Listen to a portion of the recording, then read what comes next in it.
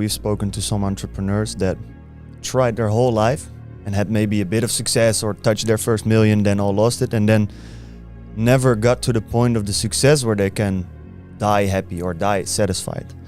Where do you think those types of people go wrong?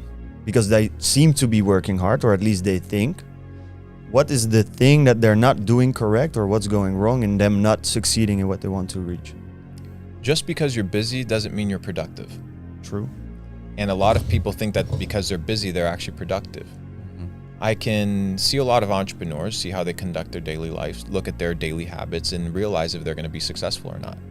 Why? Because the allocation of time, which is one of the resources that you have, the allocation of energy, another resource that you have, and the allocation of attention, another resource that you have, are dispersed, and they are dispersed everywhere. There is no sort of focused attention towards an objective.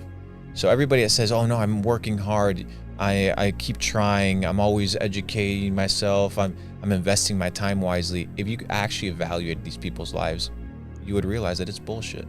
Because most people waste time, they waste energy, and they waste attention.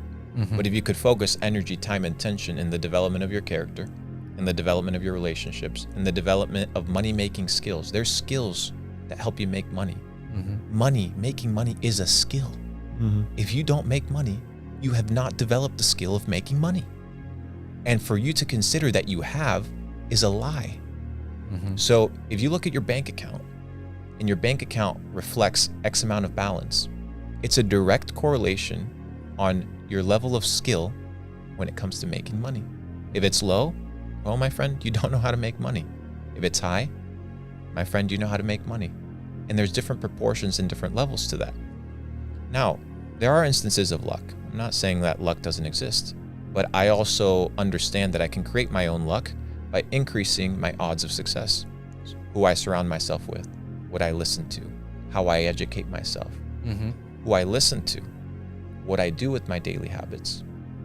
And eventually, I can turn this unlucky beginning, or the cards that I've been dealt of being an immigrant, having $200, flying from Argentina in the flight attendant chair, because I couldn't even get a coach seat, right? To becoming a multimillionaire. I'm pretty curious then. A lot of people are talking these days about the energy that you have during the day.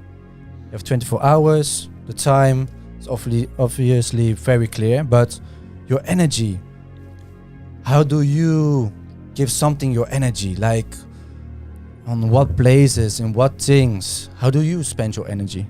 Well, first you need to know what your goal is. Most people walk around with no goals, no ambition. They don't know where they're going. It's like a ship with no destination. If you don't know where you're going, you'll never get there.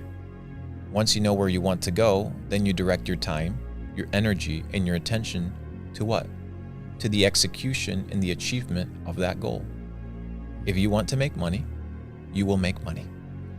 If you want a good network, you will have a good network. If you want to build a great podcast with great hosts and great guests, you will build a podcast in that way. It's all about intention. But most people walk around in life thinking that life is just a big fat lottery. And it's just not that case. Those that live by the lottery of life most likely end up losing because you're just gambling. I don't want to gamble with my life. So what I do is I set a goal, and then I focus my time, energy, and attention, which truly are the only assets that you have. So when a lot of people come to me, they're like, Luke, I have nothing. Brother, you and I have the same exact thing: time, energy, and attention. But what you use your time for, it doesn't yield a return. What I use my time for yields a return. You get paid in proportion to the difficulty of the problems that you solve. Elon Musk said that once. You get paid in proportion to the difficulty of the problems that you solve. Most people that don't make money, they don't solve problems. They don't spot problems. They don't capitalize on problems. If you solve small problems, you'll get paid very little. The guy flipping the patties, like Tate says, somebody's got to flip the fucking burgers. That's true. But they solve very small problems. So they get get a paid in small pay. proportion to what? Solving that problem. You put a man on Mars, you'll get paid in proportion to solving that problem. So you need to focus your time, your energy, and attention to solving big problems. And hopefully your goal is to serve humanity. So you align your goal with a servant's heart of providing for humanity. And of course there's scammers out there, there's people that aren't good, but I'm not talking about those. I'm not talking to those people. I'm talking about people I want to build real, sustainable, and scalable businesses. That is going to require time, energy, and attention. But you need to know where you're going. What were the goals that you had when you came over to the States with the $200? And did you have the big goals, or did you have to figure them out yet? Or did you have a very clear goal as you have right now? My goal was freedom. That's it. And I had freedom when I was living in my brother's apartment, spending $200 a month in rent, sleeping on his couch. I had freedom. Now, freedom needs to be earned, but it also needs to be maintained.